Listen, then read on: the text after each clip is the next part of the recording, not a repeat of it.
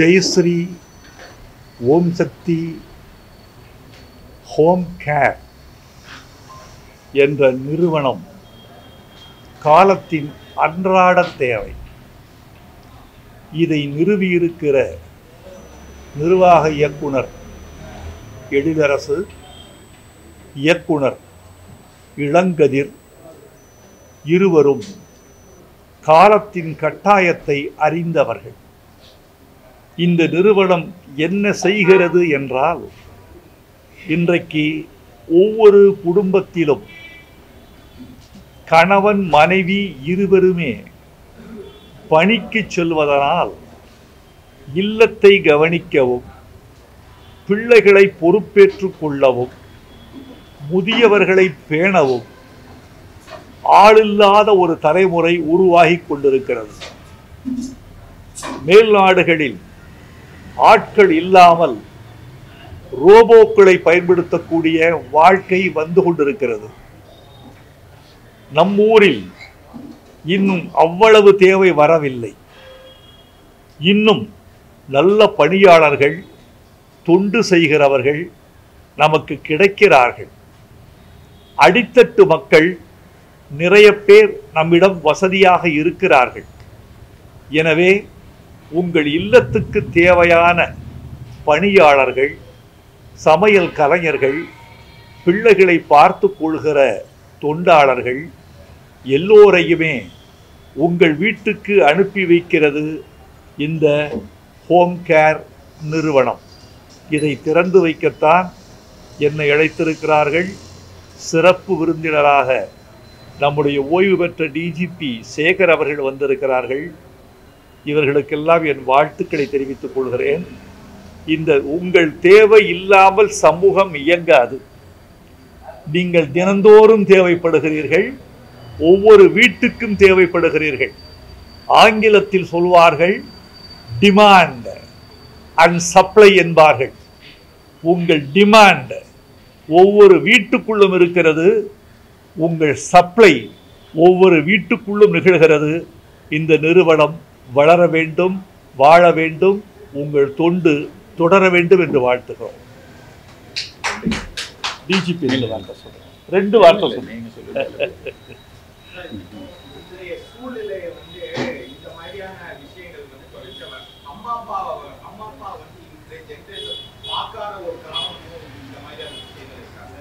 அம்மா அப்பா taking care of the parents.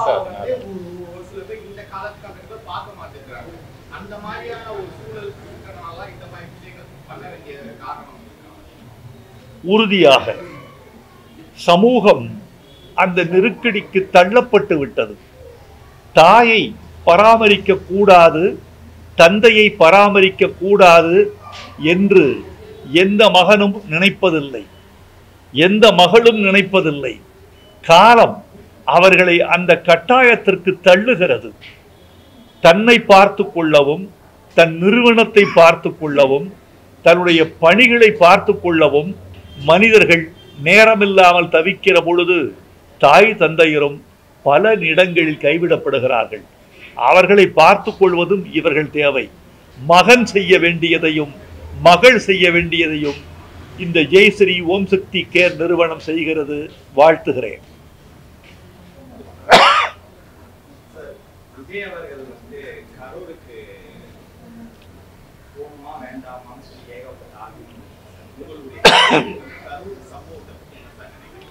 அவர்கள் கடக்க வேண்டிய தூரம் நிறைய இருப்பதனால் நானும் இந்த கேள்வியை கடந்து விட வேண்டும் என்று நினைக்கிறேன்.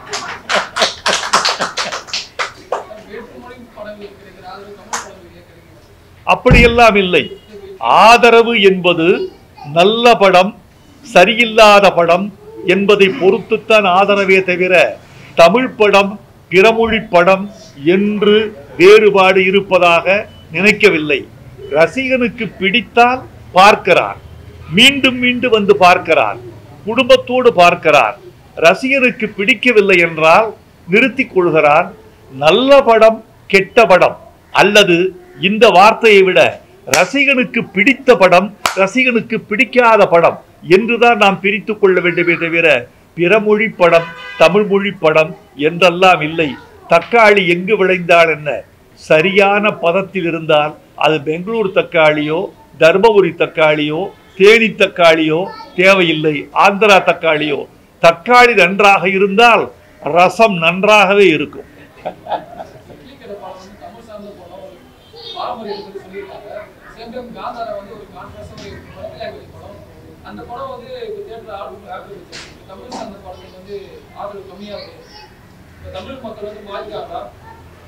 தமிழ் மக்கள் என்றும் மாறமாட்டார்கள்.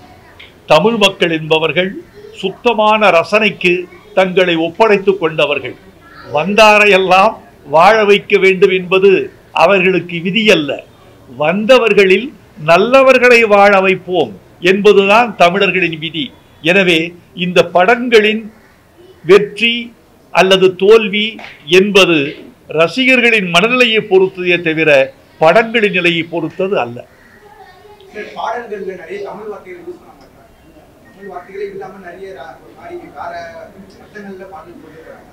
உங்கள் கேள்வியை நான் மாற்றி கேட்க வேண்டும் என்று ஆசைப்படுகிறேன்.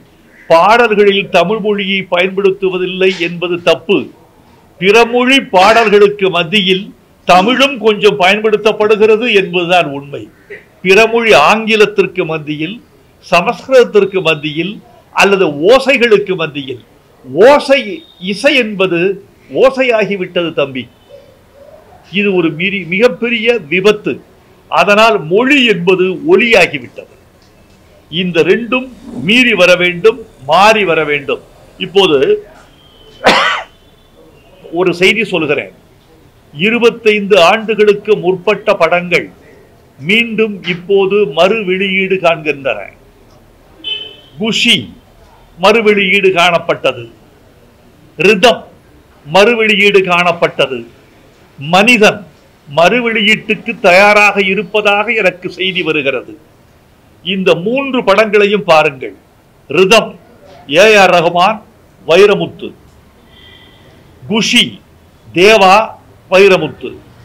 மனிதன் சந்திரபோஸ், வைரமுத்து.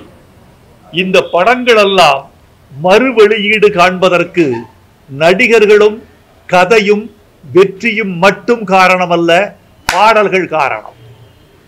பாடல் என்பது இப்போ தாழம்பூவை வைப்பாங்க பெட்டிக்குள்ள, பட்டுப்புடவைக்கு பக்கத்துல தாழம்பூவை வைப்பாங்க. தாழம்பூவின் நறுமணமும் அதன் மருத்துவ குணமும் பட்டுப்புடவையில் பூச்சிகள் சேராமல் பார்த்து கொள்ளும். நல்ல பாடல்கள் தாழம்பூ செய்கிற வேலையை செய்கின்றன. நல்ல பாடல்கள் ஒரு படத்தை துருப்பிடிக்க விடாமலும், ஒரு படத்தை பூச்சி எரிக்க விடாமலும், ஒரு படத்தில் பழைய பாசி பிடிக்காமலும் பார்த்து கொள்கின்றன. நல்ல பாடல்கள் வேண்டுமென்றால் பழைய பாடல்களை தேடுகிறார்கள். இன்றும் அப்படித்தான் நிலைமை இருக்கிறது. வெகு விரைவில் இது மாறும். என்ன என்னுடைய கருத்து, நான் உறுதியான கருத்தை சொல்லுகிறேன். படங்களில் குடும்பம் இல்லை. குடும்பம் இல்லாமல் பாடல்கள் இல்லை. படங்களில் காதல் இல்லை. காதல் இல்லாமல் பாடல்கள் இல்லை. படங்களில் பெண்களுக்கு முக்கியத்துவம் இல்லை. பெண்களுக்கு முக்கியத்துவம் இல்லை என்றால் கதை சத்து இருக்காது. கதை சத்து இல்லை என்றால் பாட்டு சூழல் இருக்காது. பாட்டு சூழல் இல்லை என்றால் பாடலாசிரியனுக்கு வேலை இருக்காது. இசையமைப்பாளரோ ஒரு ஒலிப்பதிவாளரோ வரிகளை எழுதி கொண்டு அதை நிரப்பிவிட்டு போக முடிகிற சூழல் வந்து விடுகிறது. எனவே நல்ல கதை, நல்ல இசை, பெண்களை பற்றிய கதை, காதல் கதைகள், வாழ்வின் மர்மங்களையும் வாழ்வின் மேன்மைகளையும் மெல்லிய மதிப்பீடுகளையும் உயர்த்தி பிடிக்கிற கதைகள் வந்தால் பாட்டு மீண்டும் திரையுலகில் அரசாளும்.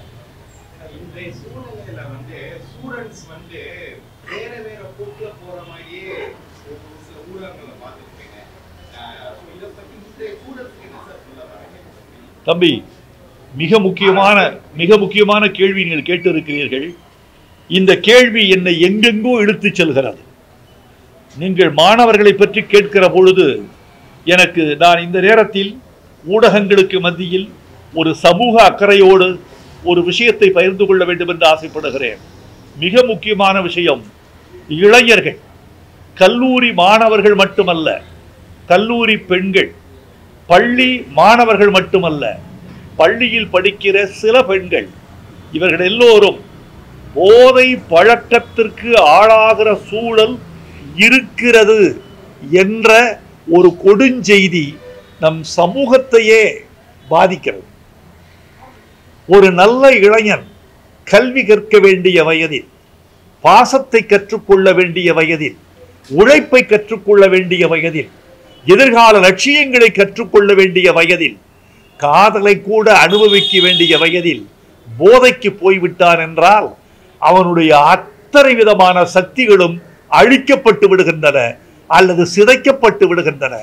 எனவே போதை பழக்கத்தை ஒழித்து ஒரு பண்பாடு இல்லை என்றால் பாரதம் இல்லை, நாம் பண்போடு வாழ்ந்திருந்தால் கேள்வியும் இல்லை என்று ஒரு பாட்டு எழுதியிருக்கிறேன். ராஜா சின்ன ரோஜா என்று நினைக்கிறேன், ரஜினி படம். அந்த பாட்டை திருப்பி போடுங்க, அடிக்கடி பயன்படுத்துங்க. பண்பாடு இல்லை என்றால் பாரதம் இல்லை. அந்த பண்பாடு என்ன பண்பாடு?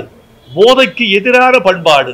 எனவே மாணவ சமுதாயத்தை மாற்ற வேண்டும் என்றால் போதை இல்லாத தமிழ்நாட்டை நாம் உருவாக்கக்கூடிய லட்சியத்தை பெற்றோர்கள், ஆசிரியர்கள், மாணவர்கள், அரசு என்ற 4 விதமான கூட்டணியில் இயங்கினால்தான் இதிலிருந்து நாம் மீண்டு வர முடியும். மாணவ சமுதாயத்தை ஒளிபடைத்த கண்ணினாய் வா, உறுதி கொண்ட நெஞ்சினாய் வா, கழிபடைத்த மதியினாய் வா என்று பாரதி அழைத்தாரே, அந்த சமுதாயத்தை நாம் மீண்டும் விழிக்க முடியும்.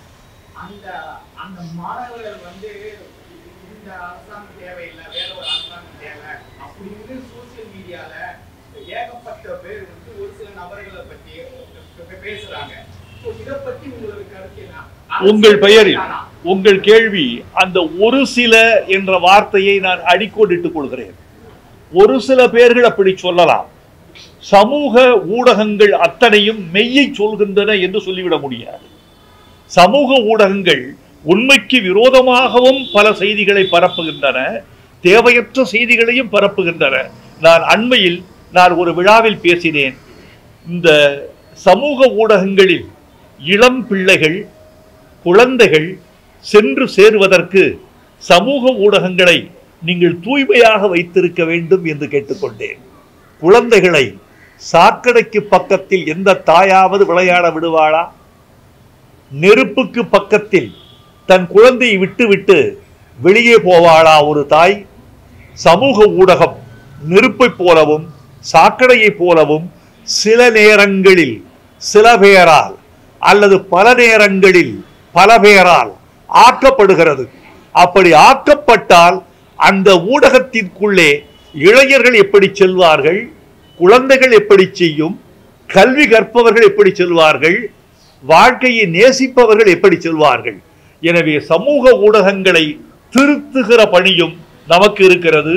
சமூக ஊடகங்களை மேம்படுத்துகிற பணியும் நமக்கு இருக்கிறது. சமூக ஊடகம் ஒரு விடுதலையை கொடுத்திருக்கிறது, உண்மையாக ஒரு பெரிய விடுதலையை கொடுத்திருக்கிறது. அந்த விடுதலை இந்தியாவுக்கு வழங்கப்பட்ட விடுதலையை போல தப்பாக ஆகிவிடக் கூடாது. கவனம்.